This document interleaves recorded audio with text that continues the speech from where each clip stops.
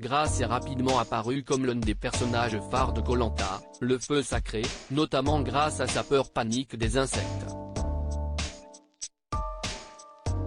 Elle raconte sa première nuit, perchée sur une malle et attachée à un poteau, à Télé Loisirs. Elle a marqué le premier épisode de Koh Lanta, le feu sacré en quelques secondes. Ce mardi 21 février, TF1 lançait la nouvelle saison de son jeu d'aventure qui voit s'affronter 10 hommes et 10 femmes aux Philippines. Parmi elles, Grace, une technicienne en plasturgie de 39 ans. Dans son portrait, cette maman de 3 enfants indique en avoir marre des clichés sur les mecs qui sont les plus forts. Les femmes sont aussi fortes même si elles n'ont pas les biscottos, clame-t-elle. Pourtant, à la vue de la première araignée sur le camp, Grace a pris ses jambes à son cou. Pire, elle a carrément dormi sur une malle pour ne pas se faire manger par des insectes pendant la nuit. Véritable personnage, la candidate a accepté de revenir sur cet épisode pour Télé Loisirs. C'était une chance d'arriver deuxième du parcours du combattant Télé Loisirs. D'abord, qu'est-ce que ça fait de débarquer dans Koh Lanta? Quelles ont été vos premières impressions? Grace, tout de suite sur la pirogue, on découvre les aventuriers.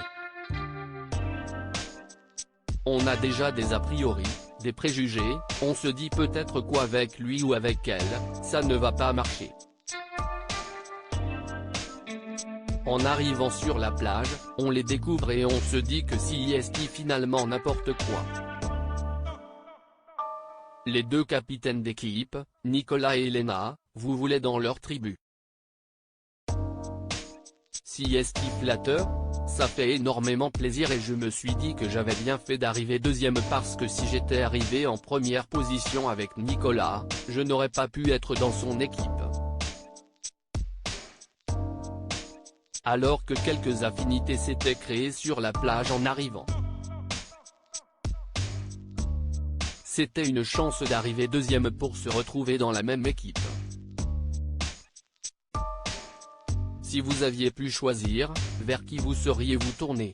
Je serais allé dans l'équipe de Nicolas parce que j'avais un peu de mal avec Elena au début. Avec Nico, on était assez complémentaires. En arrivant sur le camp, j'ai vu qu'il était facile à vivre et dévoué pour les aventuriers. Au début, j'ai beaucoup écouté mon mari et après je suis redevenu la vraie Grace dans votre portrait.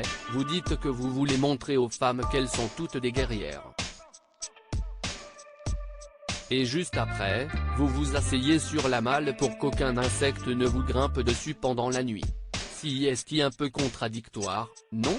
Mon mari m'a dit de ne pas monter sur les palmiers et de ne pas m'allonger sur la plage à cause des puces de sable, il m'a dit que ça allait me gratter de partout.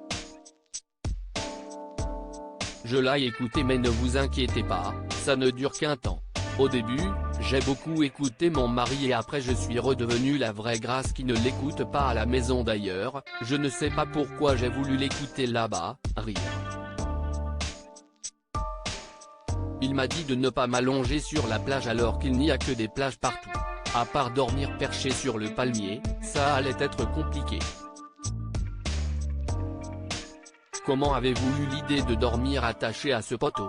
Vu les épreuves qu'on avait eues, notamment le parcours du combattant, je savais que je pouvais tomber de sommeil.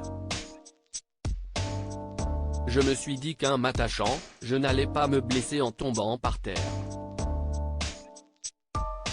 Il fallait que je sois attaché. Au moins, si je tombais, j'étais réveillé en sursaut. Je me disais que l'aventure serait gâchée à cause d'une infection. Et ça a porté ses fruits. Comment fut la nuit? Je n'ai pas très bien dormi la nuit. On n'a pas la notion du temps, je ne savais même plus où dormir. Au bout d'un moment, on n'est pas bien, on a des courbatures, on essaye de trouver des positions. Dans ma tête, à ce moment-là, il était hors de question d'aller finir sur la plage. Je me demandais même comment les autres faisaient. Je me disais que c'était obligé, que des araignées allaient leur monter dessus, qu'ils allaient se faire piquer et que l'aventure serait gâchée à cause d'une infection. Rire, d'ailleurs, plus tôt dans la journée, on vous voit courir à la vue d'une mygale. Si est ma phobie, je suis arachnophobe, si est vraiment le truc qui aurait pu me faire péter une pile. Quand je vois qu'il essaye de la sauver sans la tuer, je me dis qu'elle va revenir. Quand on part pour Koh Lanta, on sait qu'on va trouver des bébêtes. Qu'est-ce ce qui vous a poussé à postuler? Je me suis dit que ce n'était pas une araignée qui allait m'empêcher de faire cette aventure. Et puis dans un coin de notre tête, on espère qu'on ne verra pas. Malheureusement, on est vite dans le bain, à rire. Mais après, tout le reste est attractif, les épreuves et les aventuriers. On sait qu'on vit quelque chose d'exceptionnel. On essaye de laisser ces états d'âme de côté même si c'est compliqué. On fait des efforts, on saisit notre chance. À lire aussi Koh Lanta, le feu sacré, Elena a déjà participé à une célèbre émission de TF1.